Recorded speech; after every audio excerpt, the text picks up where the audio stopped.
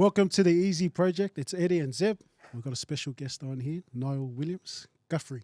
Is that right? Yeah, that's it. Welcome to the Easy Project. How are you? Our second female. I know, second female, Let's go. man. It's good, man. Feeling special? Yes. Yeah, Yes, got the yes. flowers. Thank you for having me. Yeah, Got some roses. Yeah. Oh, so, Hey, just saying sorry to the husband already. Make sure, hey, it's only just little gifts. Yeah. Nothing too better than serious, that. man. Game up, man. Got some roses, some candles. Nah, hey, thanks for taking your time to come and do this. I know Yeah. you're a busy lady. But before we start, we always do the flowers. I don't know, have I had a couple of shockers in the last couple you of probably weeks? had one out of the I've gotta- 20-something we've done. I'm gonna take my time with reading this time, but I'll have a crack. All right, Niall Williams-Guthrie, a Samoan Kiwi athlete from Auckland, known for her outstanding career in rugby sevens. After representing New Zealand in touch rugby from 2005 to 2015, Niall transitioned to rugby sevens, where she became a key player for the Black Ferns Sevens. Her achievements include gold and silver at the World Cups, gold and bronze at the Commonwealth Games, and 5 World Series titles. In 2024, she also helped the Blues secure the Aupiki Championship in the Rugby 15s. Niall is the youngest of 4 siblings and a proud mother of 2 daughters. Niall plays in the WNRL for the Gold Coast Titans now in her 2nd season. Welcome to the Easy Project, Niall Williams-Guthrie. Yeah. Is that all right? Gee. Bit of like, pauses. Eddie always nice. gives me tips about like reading and that. He goes, hey, you got to take some pauses. You got to read slower. Gotta breathe. Breathe. That's me too, don't worry. What's been happening? How's things? Yeah, good. Bit sore today. Yeah, you'll be. But coming off a great win Oh, against the man. Roosters, that's Yeah. kind of like our Yeah. rivalry team, I think. Yeah. Even though, the big rivalry is always those Queensland-based teams, Yeah. but like the Broncos and that. But, man, if there's any New South Wales team you want to be, it's the Roosters. So, Yeah, yeah. No, it's good, it's good. Yeah, we have the perks of being up in a suite thanks to our sponsor, SMSF Learning Centre. But like, rocked up to the game yesterday, and you guys were still on the park, and there was a lot of feeling within that game, eh? There was quite a few fights there. Hey, What's going on here? A couple of scuffles in there. Sure. Must have been nice up in the suite. With the aircon. It's on the field, 35 degrees, we're all good. Nah, there was a lot of feeling, and there always is. Yeah. And Yeah. I think it's because we're the two type of teams, defense plays the biggest role kind of in defeating each other. Yeah. So the Roosters they're attacking team, I Yeah. feel. And so when you stop them from being able to do that, it frustrates them. And I love it, I love the girls getting feisty. I mean, they could have had the little scuffle closer to me so I didn't have to run 40 metres to get in there. And by the time I got there, I was already huffing and puffing. I was like, I can't even help. We were watching the videos before. He goes, let's see these little scuffles. And he goes, is Niall in there? Where is she? I came in at the end day, and I remember I came in and then I grabbed someone and I looked up and it was Amber Hall, and I went, are you here? Now finish. No, it was crack up as, and I love the feeling of the girls. It just means they care, and it's all in the heat of the moment after the game. You still shake your hands and go your separate ways, but it's what it is. Bro, because you guys done well. Because when we got there, was it 26-0 or something? Something like that. But you Yeah, it guys was only were 4-0 smashing. at half time, and we actually scored when we were down a player. We got a early sin bin. So, Oh, yeah.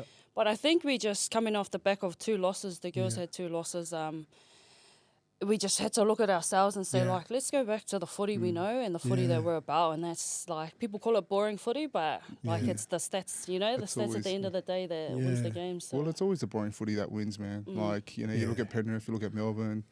That's what you got to probably get to. It's like, keeping the standards high, completing your sets, kicking in corners. Yeah. But like, I love watching a women's game now. Like, Bro, I just feel it's like it's changed, so eh? entertaining. Yeah. But now there's a lot of feeling within the game too. Yeah. It goes, oh, let's go. Bro, some of the passing that the women do these days is better than some of the men playing at the moment. Hey, you reckon? From dummy half, it's like, man, pinpoint sharp. Yeah. Even the kicking game's good. Like Yeah. it's, I think, it's just, when I watch, I feel like it's unfiltered, Yeah. it's just the girls are playing what they see, running hard. And it's probably sometimes a little bit of like, not lack of technique, but like like you run hard and high, whereas like most people know if you go on high, sometimes you're going to get, smashed. So they either turn their back or something, but the girls are still like, let's go. Like, and sometimes you get peeled, sometimes you break the line.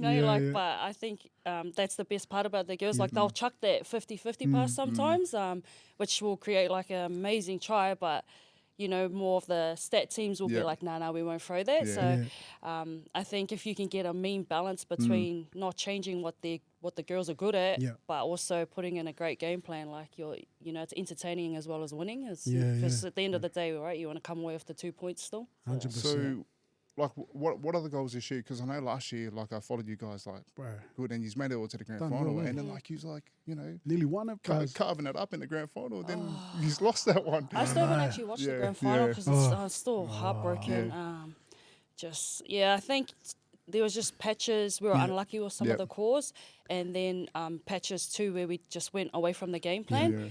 And grand final and teams like the Knights, you can't like for 1 minute go away from it. So it was a tough one to take. And we were like the underdogs last year, so this year it's more like everyone knows what we're capable of, so they are definitely like almost stepping up for our games.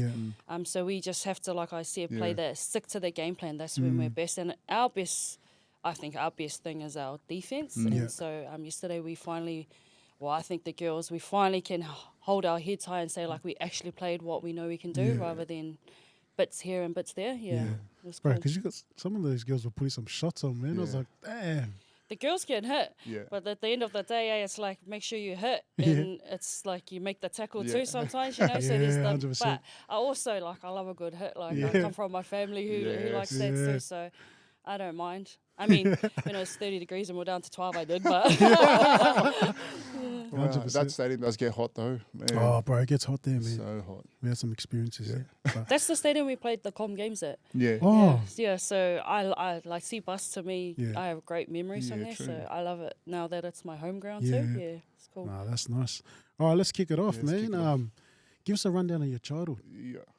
Of my what, sorry? Your childhood. My childhood, grew up in a family of 4, so I had my oldest brother, John Arthur, then Sonny Bull, and then myself and my twin sister, Denise, and mum and dad, John and Lee. Dad was a painter. Mum worked at a place called Selwyn Village, and it was a rest home. So she looked after the people who were staying in the rest home in Point Chevalier. We grew up in Mount Albert. All of us went to Oiraka Primary. Then the 2 boys went to Wesley, and myself and my sister went to Avondale Intermediate because my parents had split at that stage, and so Dad stayed in Mount Albert and Mum moved to Avondale, and the boys obviously were at Mags at the time. And then me and my sister went with Mum and we went to Avondale Intermediate, then Avondale College. So, I loved my childhood. We always at sports every weekend, so Dad coached the boys at Maris Rugby League club room, so we were those little girls running around inside the changing rooms, sleeping under the tables while the parents had a drink after the games. out on the fields, it's dark and they're like, but it was like 10 p.m. Or even walking. I remember one of our mates, Brooke Spahn, and her dad helped out down there too, and they lived on Rangeview. And so when it got real late and the parents were still drinking, they just walk down to Brooke, so we'll go stay there the night. But I love all those memories, and I remember playing on the field to night time and spending our weekends at the fields, and me and my sister would play netball down at Avondale Courts, which was really cool. And we all did athletics growing up, and I always say I think athletics was probably the sport that prepared me most to be able to excel in a team sport, because we went to the Colgate Games, top 12 at and standing on a race line or going to do long jump or high jump or whatever it was, and it's all yourself, you don't have anyone else to rely on to help you. So I felt like they built a lot of character within myself, and to be able to be if you want to win, it's up to you. And so then when I went to a team sport, I was like, all these people want to they're on the same goal as me. They all want to win and they're all going to help. So it kind of felt like it was easier to be involved in team sports. But I loved my childhood. We were always outside, till we got home, did your homework, then you had to get outside. weren't allowed to come back until dinner time. We had a trampoline, like didn't have any padding or anything. It had missing springs, but man, like I felt like our home was like the base for all the kids along the street. We used to play go home, stay home on the trampoline. And we actually had, like, when I think about it, I was like, we weren't rich, but we had some cool things. Like, we had a pool table. It was, like, ripped up and didn't have all the boards, but, like, all the kids would come and play. And, you know, like, just games like cricket down the driveway. We used to jump along the hedges and make little, like, this was our, what is it, like, little home thing into the trees. And I think my childhood was amazing. I really enjoyed it, Did you, and so you were playing sport at the time. Was Denise playing sport at the time as well? Yeah, me and Denise were always like in the same teams, and at athletics, we always used to have battles, so I'd always win the races, and she would come second, and then she started getting faster, and she started beating me at the 100. So then I dropped the 100 and went to 200 because I hated losing. But one of the cool memories was. The top 12, it's always you pick your best 2 from each age group and they go to, so we were with Roscoe South and it was like a club challenge and you go Mount Smart. And one year it was me and my sister. We were the 2 reps in our age group, so that was pretty cool and just doing that with her. But I always say, like, people always ask, you know, like, what's your other siblings like? Did they play sport? Because obviously me and Sonny went on to play for our countries and things like that. But I always say, like, Johnny, you know, like, he just had a bad patch there and went down a different path. But he was the name that was out there. Like, everyone knew John Arthur, and he was the one who could hit, could run, and everyone thought, like, he was going to go NRL and things like that. And then with my sister, she was always talented too and faster and stronger and everything, but she just liked playing for fun. And you know, like, we used to have arguments at school because she'd be in the touch team and I'd be like trying to yell at this stuff, and she'd look at me and she'd be like, just shut up and like, just enjoy it, eh? But I'm like there to win and that. So, and then our friends would be like, oh, this is awkward, like, we're gonna have a fight. But I was like, no fight, I don't want to get a hiding. So but like we all have that like sporting ability and gene. I just guess it was just kind of me and Sonny who just kept going with it. Yeah, true. So like, you know, with you and Sonny, so like you've got that mentality of always wanting to win. Like, how did that propel onto, you know, transitioning onto like, you know, greater things later in life? Like when you talk about, you know, being, what was the first sport that you really took serious after doing athletics?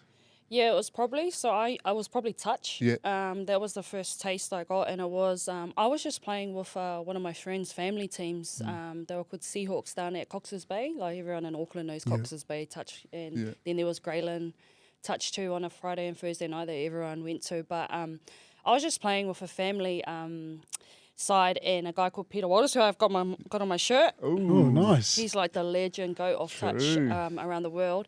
But he pretty much created a club called Galaxy Touch.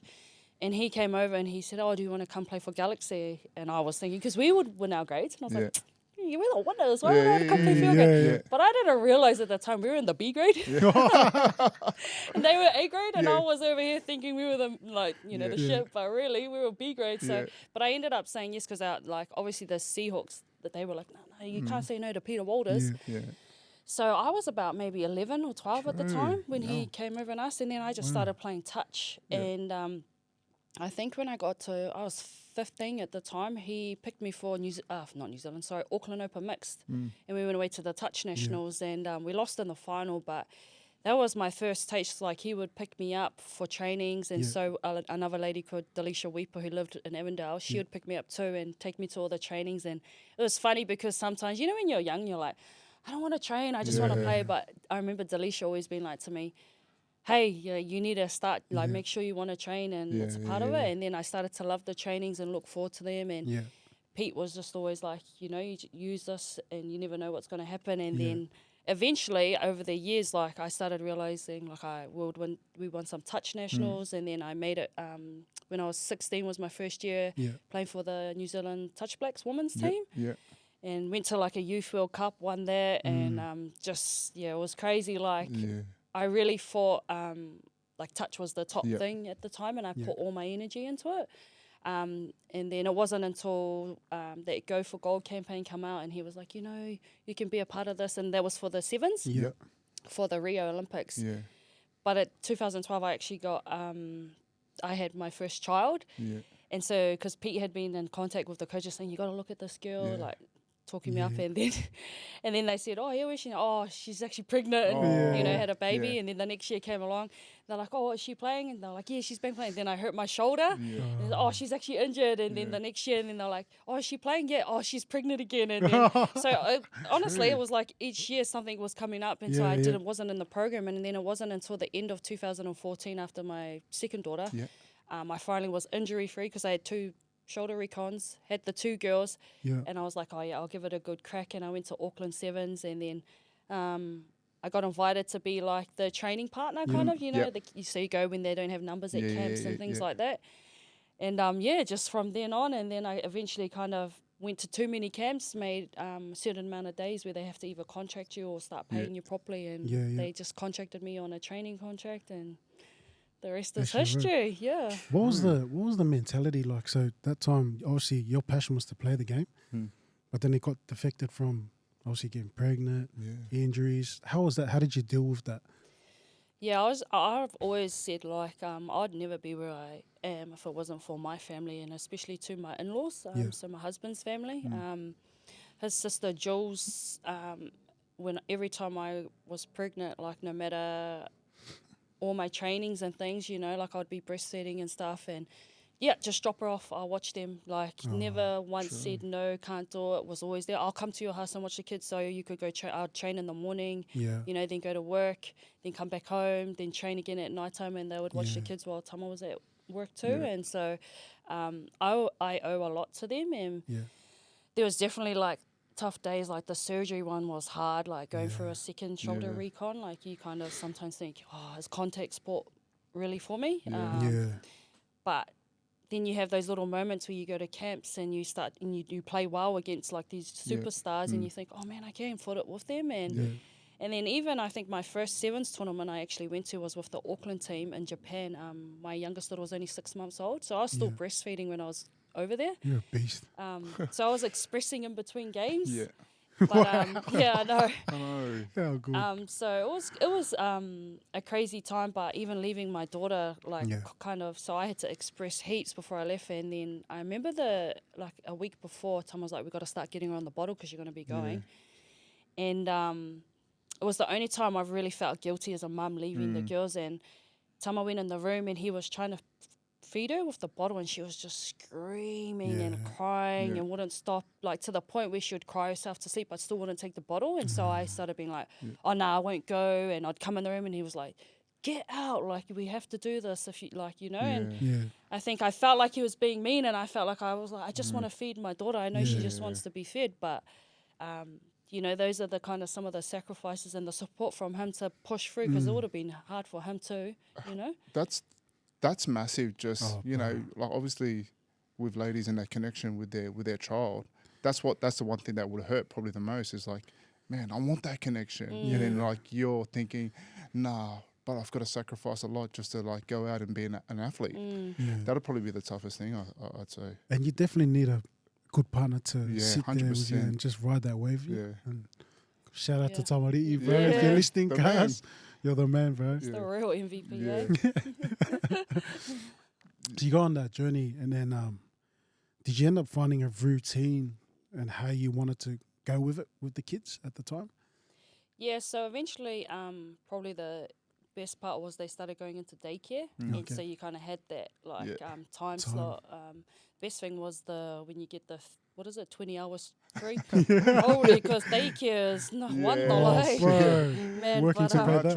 and because we were kind of based around that Greyland area, so we put them in because it was easy for the pickups in there. I was like, oh, the price went up even more. So but it ended up being like I could drop my youngest to like primary, and then both of them at that daycare, drive across to Millennium Institute over the North Shore, do my training, and then come back and I'd pick them up on the way. If I had a late day, my sister-in-law would pick them up and just watch them for me. So it started to be able to work like that. And then, eventually like the girls get older and they start to go to school and things, and that really helps. But in those early days, man, you just, if I didn't have Jules, honestly, and Tama's family, and like just being able to be there, and because my family's all here in Australia, so that's what made it hard. But if I didn't have them, I just wouldn't have been able to work. So I was really lucky. So what does it look like, for yourself?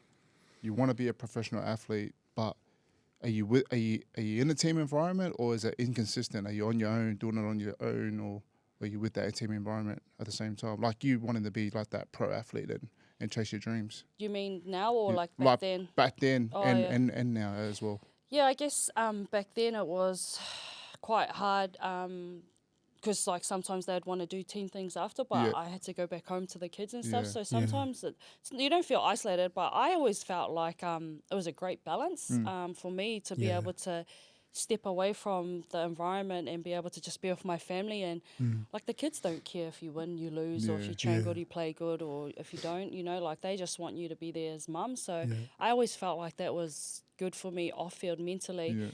But then when I would go away to camps too, it was like, I don't want to waste this time while I'm away from them. I want to make it like count. And so I'd always train really hard. So I knew that the time I spent away from them, I never felt guilty because I knew I gave 100% of what I was doing. But now it's just like the routine, and it's so weird. Like I even spoke to my girls the other day and I go, is this weird for you that you think like your mum, your whole life all you're known as your mum just plays sports for a job? Like, because that's all they've ever known. And they're like, and then Tim goes, oh, but you work at Kibra now, so like, but it's kind of like that. Like they go, oh, they think it's normal, that this is a normal job, which is kind of cool for female athletes, 100%. But no. Man. What's one thing you reckon, or what's one thing that you reckon you've learnt over time from your early stages of walking into that career that you wanted to be in at the moment? Now, looking back, is that sports is just a small part of your life. It's an incredible part if you're lucky enough to become a professional athlete, or even in some capacity of sports where you get to travel and do things like that, and you can make lots of connections, and like don't take it so serious in terms of like be serious when you're training and you plan that, but also enjoy the moments. I think as an athlete, I was guilty of always trying to look to the next thing I can accomplish, like what's the next team I can make, or what's the next goal I can da-da-da. Whereas now I wish in some of those moments I enjoyed that moment, like would win a World Series and I'd be like, oh yeah, so I want to make sure I'm this, like already looking to the next time, whereas I didn't really enjoy that. And then when you finally step away, like, did you actually enjoy it the most you could? Sometimes I think I was guilty of taking things too serious, and it wasn't until I stepped away from the Black Ferns Sevens I kind of, or even with injury, missing out on something, like I missed out on Tokyo 2 weeks before, injuring my neck and things like that. And I'd worked towards that moment for 5 years, that winning a Com Games, winning a World Cup on the way was not as big as it should have been in my life because I was too focused on the Olympics. So just making sure you enjoy all the moments, because sports is a tough career and you never know if you're going to be in that next lineup or if you're going to be playing the next season, because injuries and family commitments and things like that. So like what about with the sevens and even the rugby union within New Zealand, like are the female athletes getting looked after really well? Or yeah, I think we're definitely on the road to where it can be. It's still not as best as it can be, but it's definitely improved over the years that I've been involved. Even going from being semi, full-time to full-time, all of the New Zealand Sevens relocating to Tauranga to be a full-time program. That's good. Being able to negotiate contracts, not just getting told what you're getting. And then I think it took maybe 3 or 4 years for us to even get on the same tiers as the men's sevens team, like the brackets. We were below them. But, for me, I was like, if you look at the trophy cabinet, we're like, they've been established for a long time, but over this last 10 to 15 years, like the girls are been bringing in the trophies and performing just as well. So it was a credit to a couple of the boys actually when the negotiations were going on. I think like Ari Savia, TJ Perenara, really put their hand up and said, like, we're not signing stuff until the girls get, Yeah, you nice. know, That's on the same mad. level. That's so good. And sometimes you need the big dogs like that Yep. to help out the women. So Yeah. we really like appreciate the boys who are behind the scenes helping in those Yeah. areas. But the girls deserve it, right? Like, Yeah, you know, 100%. and I think even with if you look at the 15s women's, they obviously went away on, like, they won that World Cup at home, but that previous tour, they got smoked over in Europe, against France and all that. And I think, was it a case of because we ended up going on full-time contracts, but was that because we didn't want to be embarrassed in our own backyard at home at a World Cup and lose? Is that why the money was going in? Or was it a genuine, like, oh, we want to give this money to the girls so they can be on a full-time? And whether it was the first or the latter, it's still, you know, that's the conversations that women still have. Whereas it should just be, we want to win, and what's the best thing for them? They need to be full-time athletes. You can't be part-time trying to win World Cups against big nations. So that's when I talk about, like, we still got a lot of growing to do. That's kind of, it's not what's happening, it's the perceived you know, image of the girls, and like even having those conversations, like it's kind of like you would never say that about our men's team. Like they want to win a World Cup, well, we got to do all this. Whereas this woman's like, oh, do we really need to? You know, so I think But one great thing that's happening for female athletes now is the NRLW, you know, semi-pro, great money for, you know, like 6 months of your life to the money you can get. It's really opening girls' eyes, like, oh, like maybe I could. And even just with myself, it's not overlapping at the moment. Eventually it will, and you'll have to pick one or the other.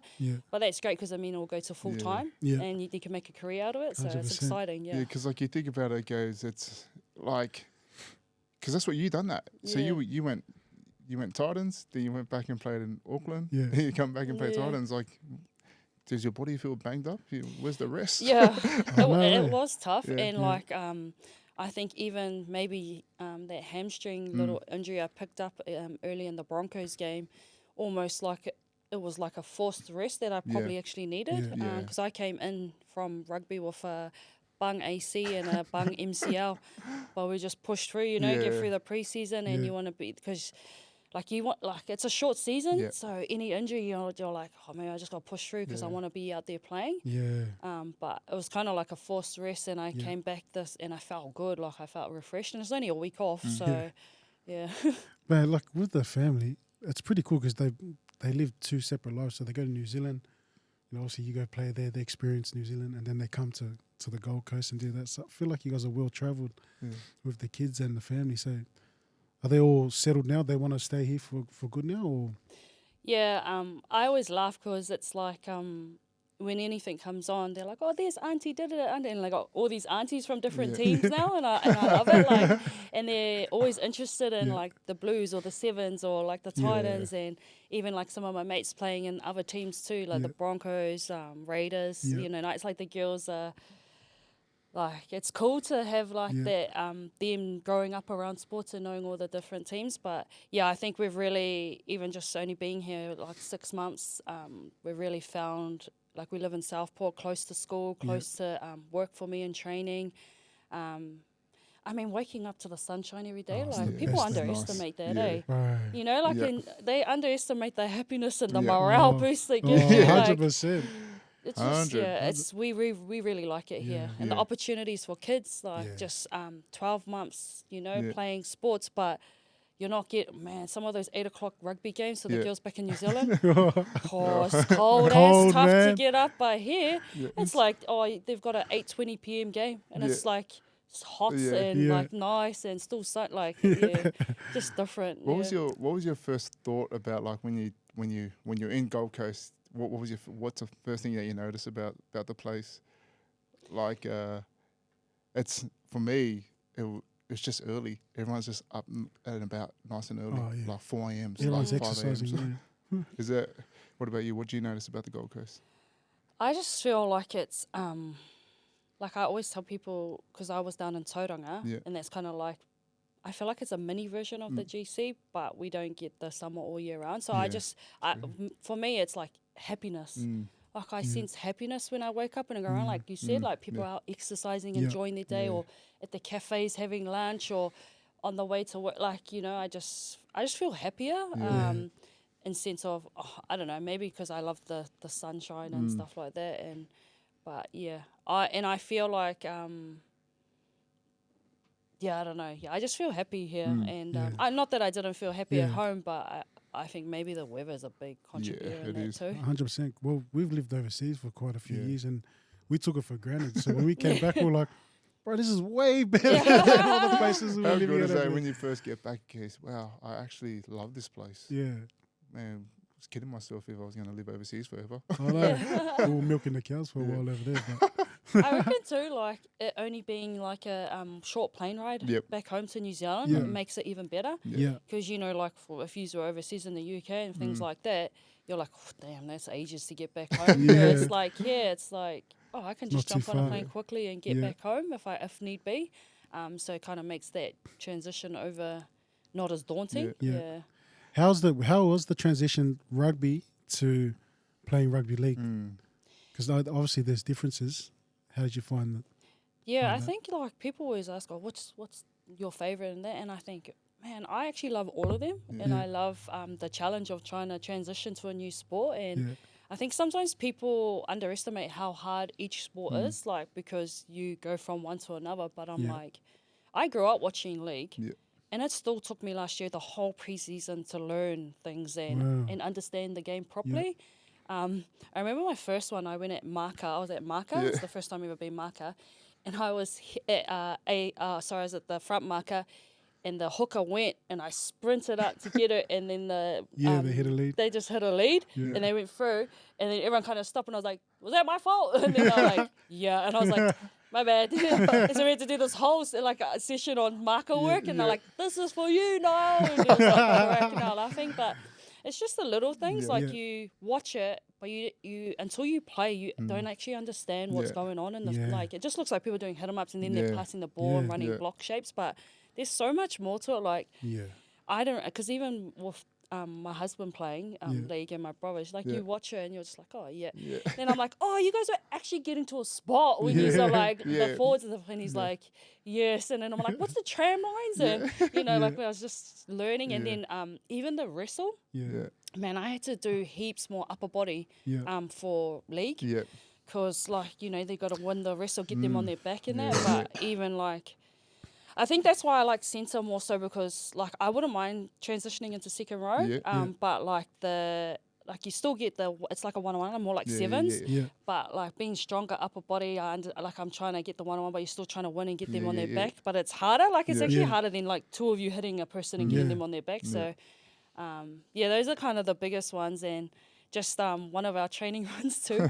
They kicked it back and then the winger had it and I cut under with the come under and I went to take the first one and I seen it was the second hurdle. I ran off the ruck and the forwards were kind of just coming back, but everyone was closed in, and I threw this long way and the forwards just looked at it and it hit the ground and they looked at me and then I was like, and then the rest, they went, and the coach was like, I'll just run that one, and I was like, but in my head I'm like, and Seven's like, there's so much space, you could have ran, and then she's like, they just did all those hit-ups and tackles, they ain't catching no long, and I'm like, you don't understand, because I was like, run onto it, right, and the lock they gave me was like, don't you ever throw that long ball again. Hey, if I was a coach of a rugby league team, you're my type of player. I love that stuff. I think just change your arm all the time. Hey, just play, get back, get in play, just play what you see. Well, that's what I like about having Vans and Chapo out the back too. So now what I've learned is we can do that, but just link up with the forwards. They link up with the players who also can do that.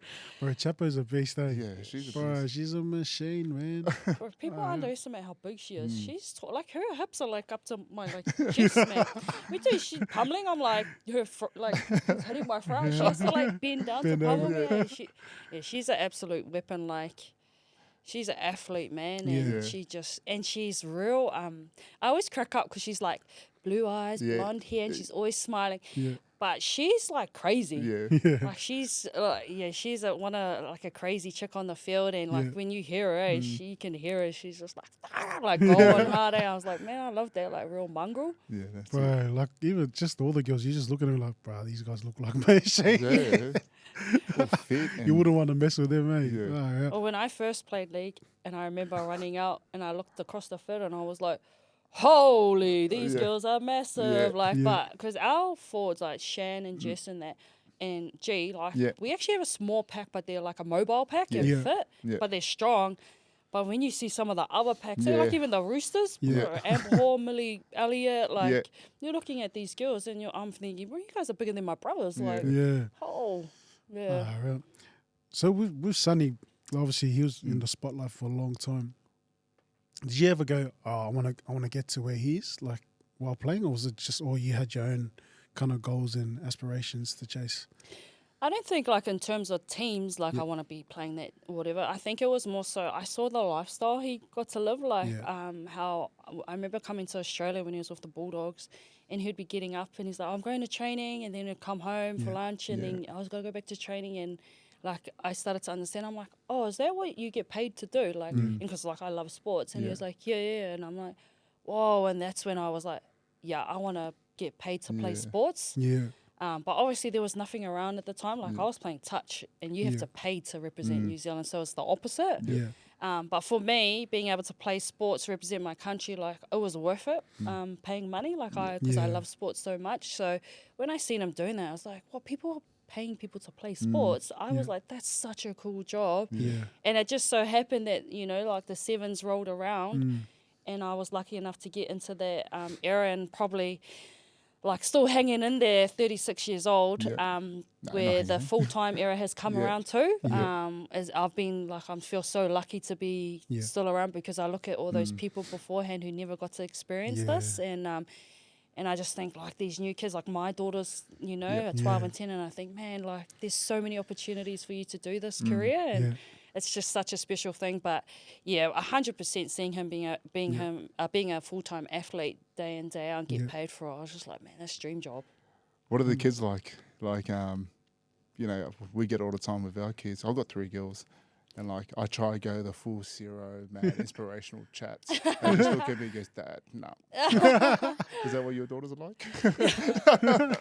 They go like this all the time to me. They go, G, G, G. And they do that, like, they go, G, G, G. And I'm like, bro, I'll slap you.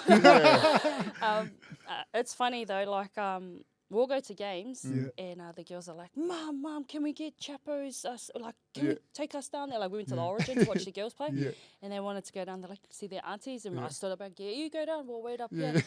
And they walked down and they want to and my husband said to me, man, these girls, don't you know who your mum is? But it's good, like it's humbling, to like, I never think like, that of all the things I've done, I think it's cool that they've got people to look up to. Yeah. And then sometimes wasn't until kind of recently, even being at Kibra Park, some of the kids were like, oh, is that your mum? Like to them was like, oh yeah, like, and I was like, oh, like it made my heart happy too, like her saying, being proud, and but yeah, we're just getting into that stage now of them starting to play, and so us, it's like their attitude and how they turn up, respect their teammates, and so for us, like time is massive. Like you got to respect time. So we go around at our work, our training and things to take them to their training. So when they get to the game, we drive out to their games. It's late at night, rushing. We just ask that they want to be there and they want to play. Like if you're just standing there and having a cry because you're not getting a ball, but you're not getting in, to us, we're like, nah, that's a no-go. So one time, both of them, just stood on the wing, did nothing, and didn't go get involved, and got in the car, had bad attitudes, suki baba faces. And that was a Friday night. And so sad day, I woke up and I was like, where is everyone? And then they got back, it was like 7. And I was like, where were you? And my youngest walked in and was like, we had to go to the park. Dad made us run bonkers at 6 a.m. And he goes, you want to waste our time? Yeah, I'm taking your time, your sleep time, and you can come and get on the field, and they had to do a training session. And I was just like, I thought I was going to be that guy, but it was like my husband. But it was cool, and then afterwards they were like, so during the holidays too, when they had their break from trainings, the Tama would take them down to do trainings and that. Sometimes I had to be like, okay, like, calm down, but no, it's good for them to learn that stuff, I think, and but like we want them to enjoy it, but also respect it too. I always say that. I always say it to my daughters, guys. When you're ready, just just let me know. Yeah. And he goes, ready for what? And he goes, you know what I'm talking about when you get to that point. Yeah. Because like, you know, like I feel like as parents, like we got to be there and be supportive, but you do get that that competitiveness in you. Goes, fuck, man, I know she could do way better. Yeah. Fuck, you know, but like you just don't want to be that dude. But I feel like the next 5 to 10 years, I think women's rugby league's going to be huge. Oh, And these kids are going to be walking in full-time gig. I was like, man, you're lucky, man. You guys paved the way, you know. Well, even before me, like my coach, Karen Murphy, you know, all those players, Steph Hancock, those ones who are weren't even semi-pro, like they have paved the way for us. Like I even feel like so blessed to be a part of this rugby league era at this time, because I've come from union. And you know, people have played it their whole life, but they didn't. Just like in rugby, like we did this semi-pro. I did training contract to semi-pro to full-time there. But there was people before that that didn't get paid and they were playing. So I always just feel really lucky to be still here and playing and getting paid for it. And so, I'm just like, these girls coming through, man, they've just got, like, I hope they respect it and take it to new heights as well. And that us players can still be around in some capacity to help them understand what they have too, you know, and not take it for granted. Yeah. What was it like playing for Samoa? Oh, Being the captain. That was like one of the highlights of my career. I remember, so I got an email from the Kiwi Ferns saying like, you're in the wider squad. They hadn't had a camp yet, and just to bring the details, because I thought Samoa didn't have a team, because like, you know, they hadn't been playing. And then Jamie Selwood rang me and he said, I'm taking the Whetu team. And I said, oh, is there a team? And he goes, yeah. And then he goes, and I want you to be the captain. And I was just like, whoa, like real, like taken back. And then I said, oh yeah, give me a couple of days to think about it. I got off the phone and I don't know why I had like goosebumps and stuff, and I felt really emotional. And I was talking to my husband about the whole thing, and he goes, what makes you want to play Kiwi Ferns? What makes you want to play Whetu? And we had this conversation, and then he just said, even listening to you, I think you know what your decision is.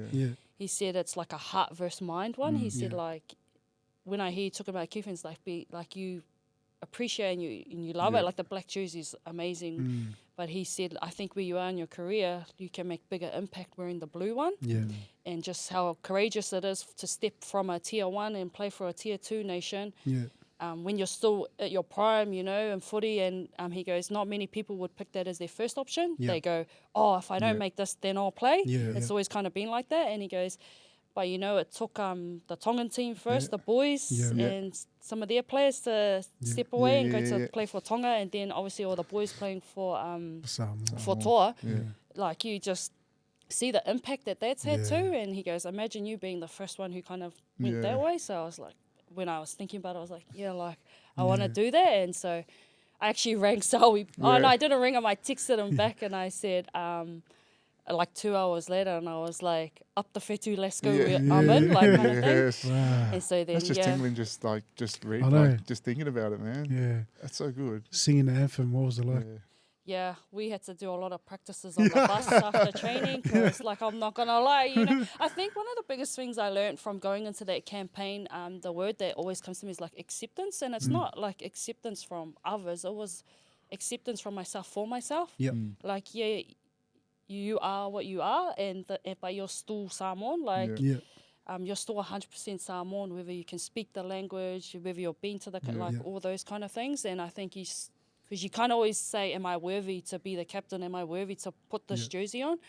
I don't know why. Like, I don't know, maybe if it's our, like, Pacific people, we do that to ourselves. But once I kind of was in that campaign, and so for the Sivatao, it was like, you have to lead it if you're the captain. And the first 2 sessions we did, one of the other girls actually led it, because I was trying to still learn the parts you say at the start, and I was learning all the actions, and I wasn't comfortable. And then each session we did, they Yeah. would be like, no, you're going to learn. I was like, oh, no, yeah, I'll just Yeah. stay at the back. And then it got to like halfway through the week and I put Tama on the Yeah. phone and I'd practice in front of him and I'd sing in front of him. Yeah. And he's like, yeah. And then like helping me with my pronunciation. And then it got to a point where I was like, you're going to have to do it. Yeah.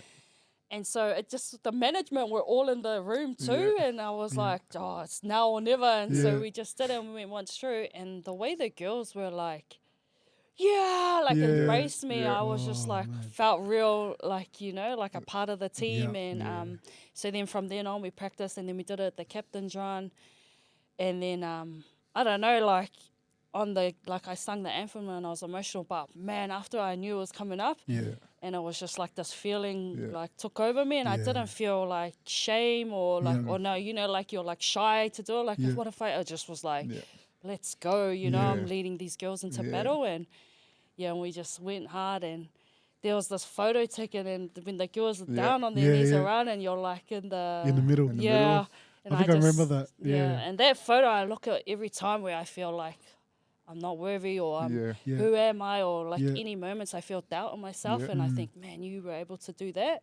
Yeah. So you can do anything, Yeah. like, because that was probably one of the biggest honors of my life Do to you, do that. do you have that photo anywhere in the house?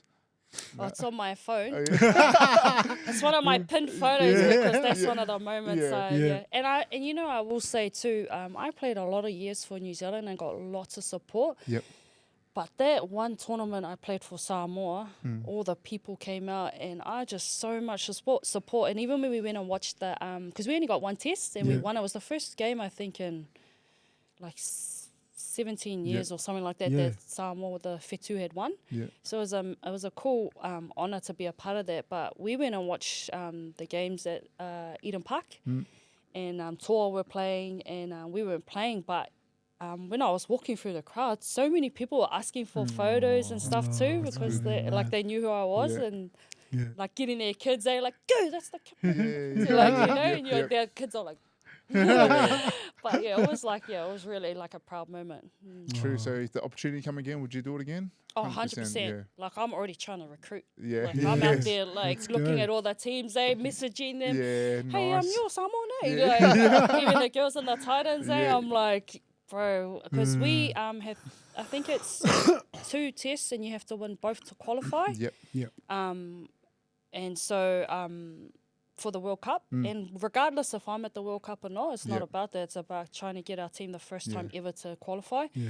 And you know, some of these girls who are played for like Australia and Yeah. New Zealand, like we're a tier 2. Like my thing is this season, right? This is where we qualify. So if you've ever wanted to, be Yeah. about your country, Yes. your Pacifica side, this is the time to show it. Yeah. Regardless if you're going to be in the team for World Cup, like it's about getting us to the World Cup, and that's Yeah. what this year is about. So I'm really in the ear of a lot of girls Yeah. who That's have mad. obviously played for the other countries to Yeah. come in and play for Samoa and Yeah. be a part of a campaign and a life. I said to them, it's going to be a life-changing moment if you be a Yeah. part of this team, and you'll be known as the team who got our country to a Women's World Cup the first time ever. So Yeah. it's pretty special. Yeah. Keep driving it, keep driving it. We'll drive it. We'll drive it even more. Yeah. Get those snippets out, bros. Our podcast is about obviously the transition. Yeah. Have you ever thought about the transition from rugby league, rugby union to Yeah. the next thing in your life? Yeah, I think the first time I've actually kind of thought about it was back at Sevens, Yeah. when I started coming towards the end of my career, and you kind of understand, like, that was the first time I understood when things are a business too, and that towards the back end, like the young girls coming through, and Yeah. I always say Sevens is like a real unique sport because there becomes a time in Sevens where you just can't play anymore. Like Yeah. you're just too Yep. slow for the game, Yeah. or Yeah. you can't keep up, and it's too the Yeah. field's too big for Seven. Yeah. Like, and it's quite a humbling, like your ego takes a bit of like Yeah. you're like Yep. you have to be like, it's my Yeah. time to step away. Yeah. And I think towards the back end, even like you miss selection a couple of times, or you can't like downside, so you think, okay, like Yeah. I got to start thinking about the next chapter. And I was just lucky, obviously, rugby and league came along, but for myself now working in the background, Yeah. getting those the papers behind my names. Like I just finished that certificate in social work, specialising in youth work. I really want to do things with our youth in any capacity. But one I'm real passionate about is the whole mentorship around rugby league, become from non-pro to pro, what it takes. I even say, like, for sevens, I feel like some of the girls I watched come in, it took them like 3 or 4 years to actually be it. Like, they were in a pro program, but they're more so just happy to be there. Like, they're like, oh, I'm getting paid to play. But it took them 3 or 4 years to start being like, I want to take your spot. I want to be the best athlete I can be. I want to eat. I want to not drink on weekends and go. I want to sacrifice things to be better. They didn't quite understand it. They were just more happy to be there. So, and it's no fault of theirs. You know, some of these girls are coming from home where their mums cook them dinner. They do their washing's nicely folded on the end of their bed like that. And they're coming down, moving to Tauranga, and they're flatting with each other. And like, you know, who's going to be like, they're all 18-year-olds and someone's going to be like, hey, we shouldn't go out in the weekend, you know, kind of thing. So it is tough for them. And then some of them don't even know how to like apply for a rental or you know, all those type of basics. things. So I would really love to fill in that space and try and help people kind of reach their potential and get the most out of the opportunity at their time with their time inside the sport. Nice. Wow, that's madass. You ever thought about being a coach? Lots of people ask me that, but I'm like, I don't know. I just feel like I'm not coach. I don't know, maybe helping, like assistant coach, but I don't know if I'd. I mean, like I do that with the Keeper Park girls and that, and I have gotten some good feedback from parents of the kids, like saying they really enjoy your coaching and style, but I mean, maybe sevens, like I probably would be more, I feel, qualified in sevens to be a head coach. League, I'd probably more like, if it was like edge, you know, helping the edge, I'd feel okay in that area, but maybe not like the whole like game plan and all that stuff. Well, it's definitely needed within the Gold Coast. Well, there's a gap. There's a lot of communities out there, especially the Māori Pacifica. Man, there's so many kids coming out. So many kids coming through that you can tap into and, you know, pass on your experiences and all that kind of stuff. Especially with your experiences, like, man, you've come through injuries, pregnant, twice at the same time, and trying to play the game. Like, that's massive. And I think if you can put a program there to tell your experience and what you can do to get to where you are now, be massive. Yeah, it'd be cool to be able to, like, even put something together where I can go talk at schools and to teams and programs and stuff about my journey and things that can help them too, you know.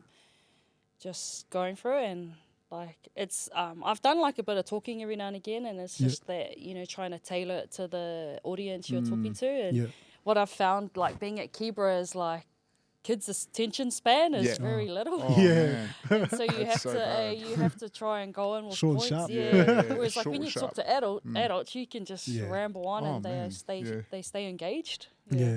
More the activity. It's hard, like you've got the mad stories and you've got the mad experiences, but then once you see one of them just go, oh man, just like the yawns happening, and I go, oh, I lost them. I've lost them. I try to talk about like when I talk to kids, I'm like, and then at the Olympics, like they had free McDonald's. Everyone's like, oh, and then I want to sell them in. They're like, oh yeah, cool. That's good. You've done really well, man. So cool to hear your story. But we've got an audience that's watching at the moment. What's a key message that you can share with our audience? Oh, no pressure. Key message. Gosh, I think like first and foremost, you have to have a great circle around you. So build that circle that you trust and can confide in. I think when you start to chase a dream, there's always going to be haters and doubters. There's always going to be people who say they support you, but really they don't. And so you need to have a circle you can confide in and talk, you know, and just be honest and let those ugly feelings go sometimes of doubt, of like, you know, even like for myself, like jealousy. Like I feel like sometimes athletes don't talk about it enough. They think, everyone thinks you're perfect, and if you're living the life, like you're not still envious of things. But like as you get older too, you know, like, man, I wish I could be in this another 10 years. I am jealous that all these girls are going to through and get full-time NRLW contracts, but that's not a bad thing. It's just because of how great the things are going. So being able to have people to talk to and confide in is massive for me. But as a person, like first and foremost, I've always, like the key things I always got from my parents is the first one is work ethic. and I always say that, is you got to have work ethic, whether it's on the field or off the field. Come on. You got to be willing to do what other people don't want to do. Yeah. So many times, like training by yourself on the Yeah. fields. And it's not like training, it's like proper training, like where you're dying, where the coach isn't there to watch you if you're touching the line or not, if you're skipping a block. Like, there was lots of times I wanted to give up, but I had 4 blocks, and the third one, you're like, oh, no one will know if I did the last one. Love it. But if you and yourself have work ethic, that's going to eat away at you. So when you can get to the point where you can't leave the field until you do the 4th block, that's when you know you're doing well. The second one is openness to learning. Yeah. Like, it's a continuous journey of learning, and I'm 36 and I'm still learning how to play sports. Yeah. I'm still learning how to be a part of a team. I'm still learning what's the best way I can approach this or do that, and never been too big for learning. Like, sometimes, even when I came to league, they were like, oh, like, it was funny my first year. Some of the young girls were like, yeah, like when you first came in, it was weird because like I'm like 19, but you were asking me questions on how to play like the game league, and I was like, because I haven't played league, but you've played league all your life, so who am I to try and be like, oh, I know it, don't tell me. Like, I was like, what's the best line here? How do you run this? What picture do you see when they're coming? How do you know when to jam or when to map? Like, and so I think always openness to learning, and then the last one for me is just love. Like, you have to love what you're doing. If you don't have that, it's not worth it. It's too hard to turn up. It's too hard to train, to try and balance. Like, for me, drop the kids off, do work all day, take them back home, shoot straight away to training, come home, have dinner, and do it. Like, it's too hard to do that stuff if you don't love what you're doing. So 100%. you have to love what you're doing. Yeah. And probably the last one is enjoy it. Yes. Enjoy it. Take the family along, take the friends along. Any opportunities you get, like, come do this, and you take it, do it, like, have fun with it. Oh, that's awesome. man. Thanks for that. That's awesome. I love those key messages, especially the work ethic one. Yeah. That's the one. Hey, we know, man. Like, if you're out there doing it on your own, and you set yourself a target, and then you go, oh man, I don't know if I want to do that last one. And then, nah, you've said it, bro. You got to do it. The devil in the the head, devil in the man. head. Not today, Satan, not today. Just do it, mate. Just die, and you'll thank yourself later. You'll be all right. Just last one before we go. There's rumors that you were a postie. Greatest job ever in summertime. Nah, that was cool. Nah, I appreciate your time. Thank you. You know for what? coming. Sorry, I just want to share a story about being a postie. Yeah. And it really helped me for my juniors. I remember one day I was being a postie, but it was winter time. Yeah. And so it's like, it was raining, hailing, and I had extra mail that day. Yeah. And it was like, because usually you would like get out there, be like, you get in at 6 or whatever, and you get out by like 9 or whatever, you sort, and then you get out on the bike, and I'd always finish like around, I don't know, like 2:30. Yeah. And it was like, because we had extra load, I had to keep doubling back to pick up from the points and that. And it was like 5:30. I'd been out there, and it was raining, like my fingers were wrinkled, and I remember I got to a bit, and I went to pull out the letter, and it ripped in half. Yeah. And it was like this one moment, and I was like, fuck, is this what I'm, is this what I'm going to do for the rest of my life? Yeah. And I always look back at that moment, like sitting here talking to you guys, living in the Gold Coast, playing for the Titans, done all these things. Yeah. And I think that moment, like, because at that moment, I wanted to just go home, but I was like, I still had like an hour to go. And I was like, I'm over this. But then you get the letter, you put it in, you carry on, and you finish, and you go home, and then you do it, you turn up tomorrow. And I just think how far and lucky and blessed and worked hard to be where I am now from that one moment. And that was a moment for me, like, I could have stayed in that, but like to be like courageous enough with my family to move and take opportunities. Like, you just never know. Like, in that moment, if you had told me I was going to do all these things, I would be like, shut up. But so I kind of look back on that moment being a postie and that. And think I'm so grateful for where I am now. It's pretty cool. Humble beginnings, man. How good's that? It's a good heart at the same time. Like, guys, you know what? These people need their letters. But at the same time. Oh my gosh. And because I was doing a rich area too, so they had all the mega house and garden. I was like, who's buying these I heard all the $5,000 boys. I heard chairs?" all the boys used to wait for you to come fast with your Yeah, bike. aunts and that. They said tease because they didn't realize I was the same age, like just a little bit older than they. Yeah. Still be like, shh. And then one day I went past and I go, "Hey, go to school!" Like I was so angry because they all sitting outside. I was like, "What are these guys doing?" That was on Northland Street, Greyland. They still hang out with him, Bowles, Giles, the Solomona boys, Arden, Francis Ledger, Trouble, all of those names. Nah, that's awesome, man. Nah, it's Thank good. you for sharing your Nah, story with us. Thanks for coming. Nah, thanks for We coming. loved Like, it. our second female. I Hey, know. man, let's get some more Titans girls Yeah, on there. I'm Get gonna 'em. Push talk 'em to on the girls. there. I'm We gonna talk wanna- to the girls. Yeah, them yeah. in Yeah, here. yeah, get them in there. We want to talk about their season, but also talk about their journey as well. Yeah. Yeah, I'll Awesome. get the girls and Yeah. Vines in there and just tell her how great it will be to play for Samoa. Yeah, that's it. throw under the She's bus. in. You help me. We'll sweep, She's we'll in, sweep she's it under. in. Yeah, she's in for She's sure. She's in. All right. Close it out. We'll close it out. Hey, thank you for listening to our podcast. Remember, like, share, and subscribe. What's our goal, Eddie? We want to get over 1,000 subscribers on YouTube By the end of the month. by the end of the month. But special thanks to all our sponsors, SMSF Learning Centre, Newbie Blanks, Newbie Blanks. Talent Locker still, they're good job. CMBT, our new one's coming in, Ooh. bros. Ooh, Yeah. okay. They're coming in. You want to announce it? What is it? CMBT, nutrition. Nice, thanks. They're jumping on board. So, Nah, awesome. cool. Thank you. Thank you. Easy chats.